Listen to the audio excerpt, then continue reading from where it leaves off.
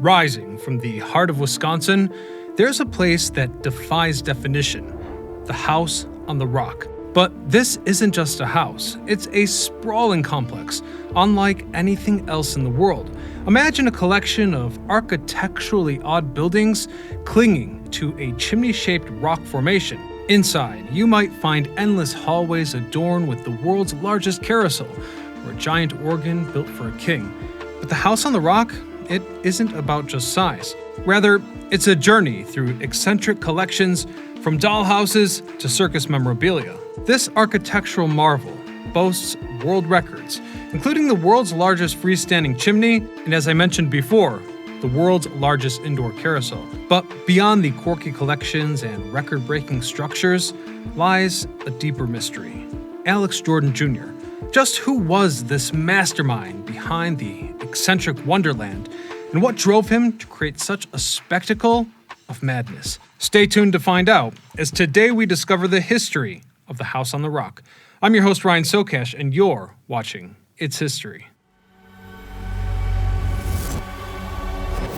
Now, the House on the Rock might very well be the weirdest thing in the state of Wisconsin, so it's only natural that its creator, Alex Jordan Jr., was not your ordinary American. Alex Jordan Jr., the architect behind the fantastical House on the Rock, wasn't your typical eccentric builder. Born in 1914 in Madison, Wisconsin, Alex's early life hinted at a more conventional path.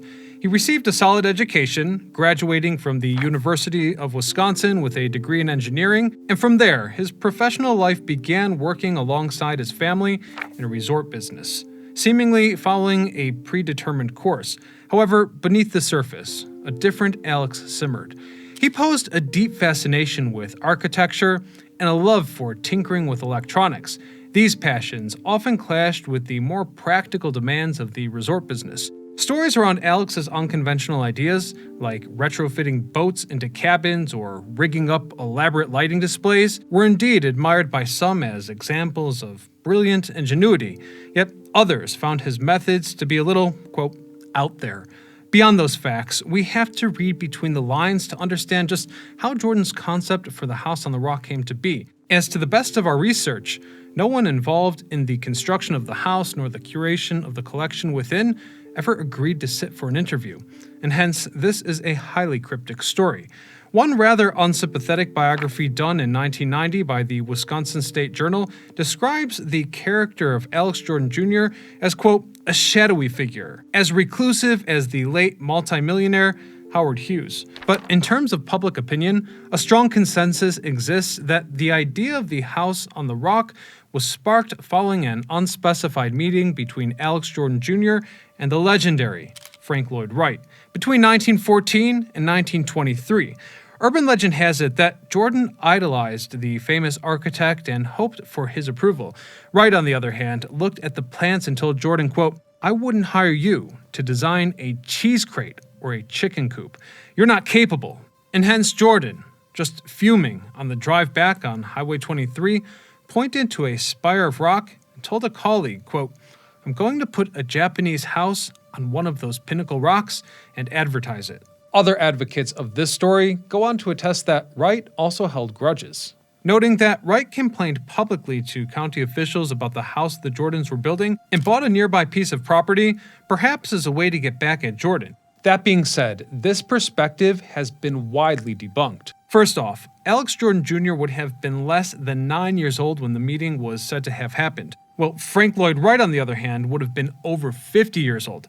Secondly, Wright was working on the Imperial Hotel in Japan from 1916 to 1922, and likely would not have been in Spring Green when the meeting was said to have happened. Beyond these popular theories of an origin story, others range from practical to outright slander. For example, the Sunday Dispatch recalled the following in 1990, reading, quote, in the early 1950s, Alex Jordan Jr., tinkerer from Madison, decided to build a cozy and rustic studio atop a stone pinnacle called Deer Shelter Rock. The article continues, Jordan climbs the precipitous rocks day after day with a basket of stones and other building materials slung over his shoulders. And now when it comes to the slander, what I will say is that other newspapers make the type of accusations that I can't even really quote here on YouTube. One thing is for certain, however, a pivotal moment arrived in 1938 when Alex, in a move that foreshadowed his endeavors, purchased a unique piece of land containing a 480-foot tall chimney-shaped rock formation overlooking a picturesque valley. This wasn't just a scenic acquisition. The spark ignited a lifelong project. The details surrounding this purchase are also murky. Some say Alex envisioned a small rustic cabin atop the rock, a retreat from the demands of family and business. Others suggested a more ambitious vision flickered in his mind, a house unlike any other, defying traditional concepts and showcasing his love for architecture and invention.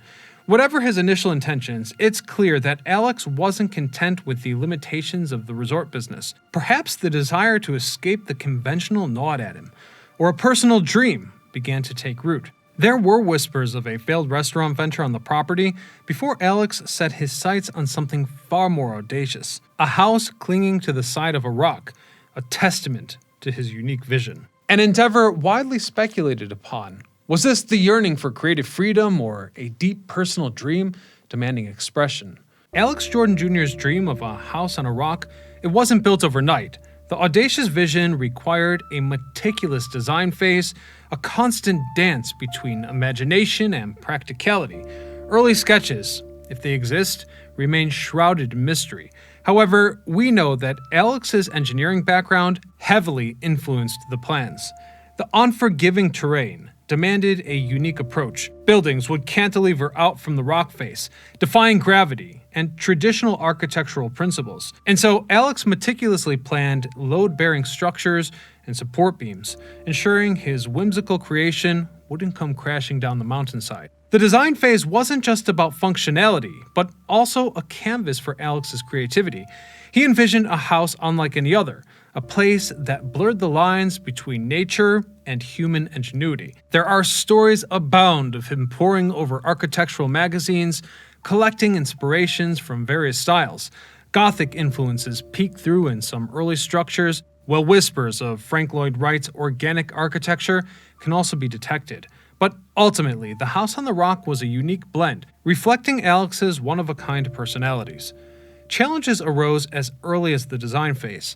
In particular, the limitations of the rock itself presented a constant puzzle. And so Alex had to adapt his grand ideas to existing contours, ensuring each structure nested seamlessly into the natural landscape.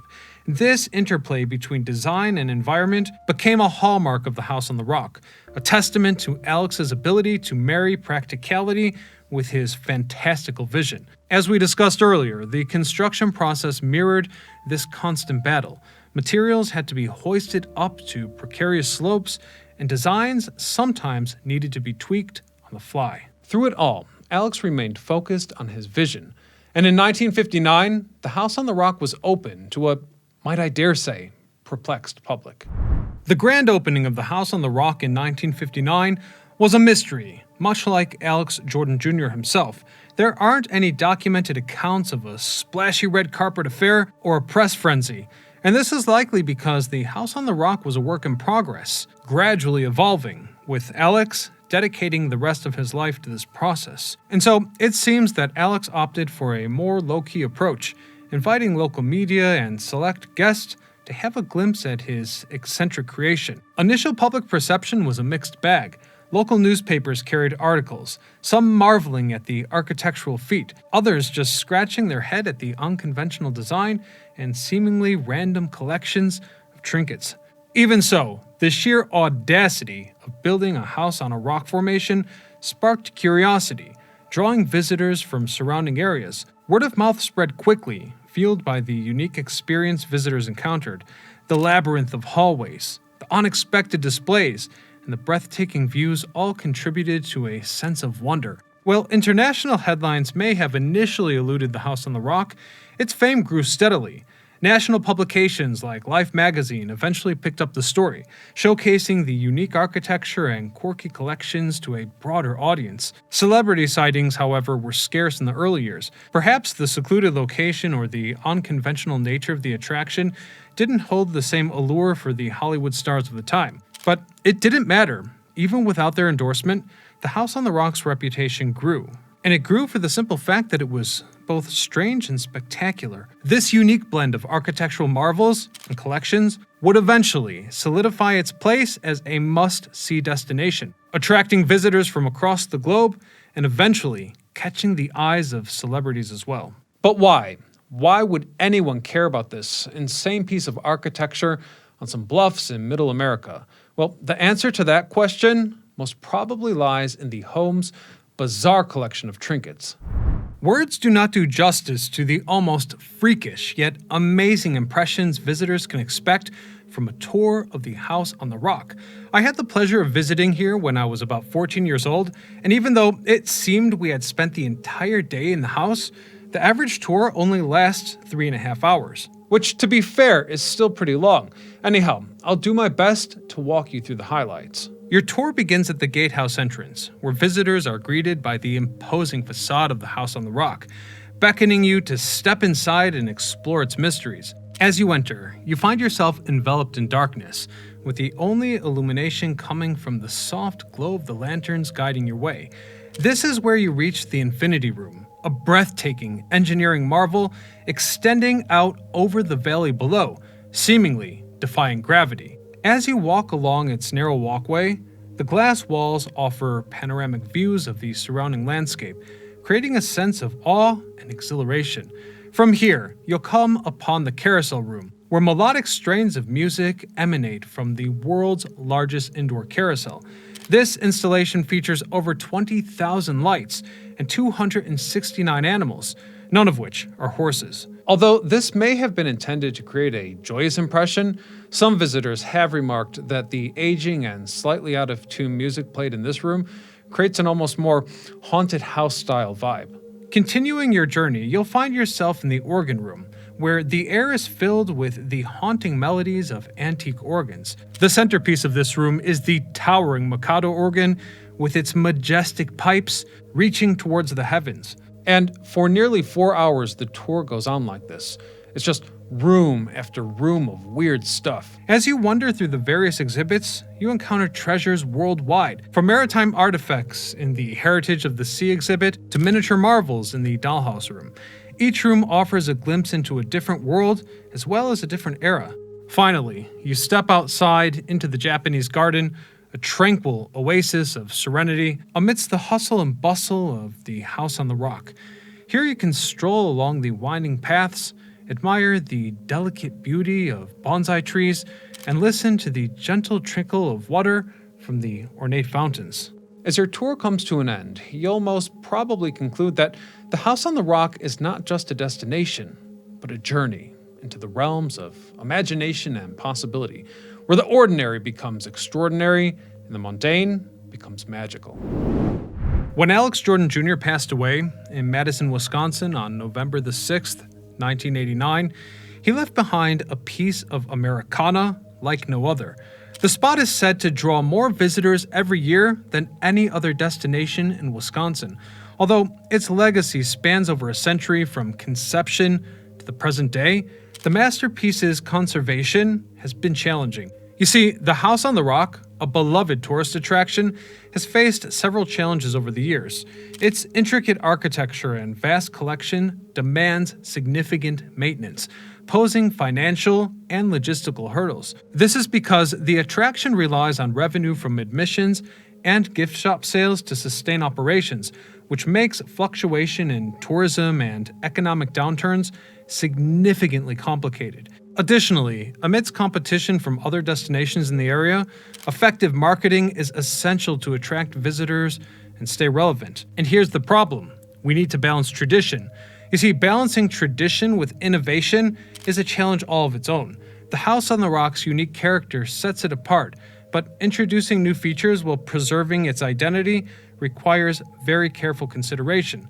So unlike an amusement park that can just add a new roller coaster each year, the House on the Rock's permanent collection does not change much, meaning for most tourists, one visit is sufficient. Yet despite these obstacles, the attraction has remained open, employing strategic management to navigate challenges and maintain its appeal to visitors worldwide. Not all reactions have been positive. In fact, some visitors have remarked that some rooms look dusty, Window panes are cracked, and there are occasional signs of water damage. Others attest that the collection is just a mass of badly aging junk, collected by a man who never grew out of childhood. A notion that I'd counter with the following quotation: "The creative adult is a child that has survived." But that's just the thing about putting ideas out there. The creator can't really control how the public will react. So in that spirit, please feel free to share your perspectives on this story in the comment section below, and please consider subscribing or click join to support the channel. Until next time, I thank you for watching, and this is Ryan Socash, signing off.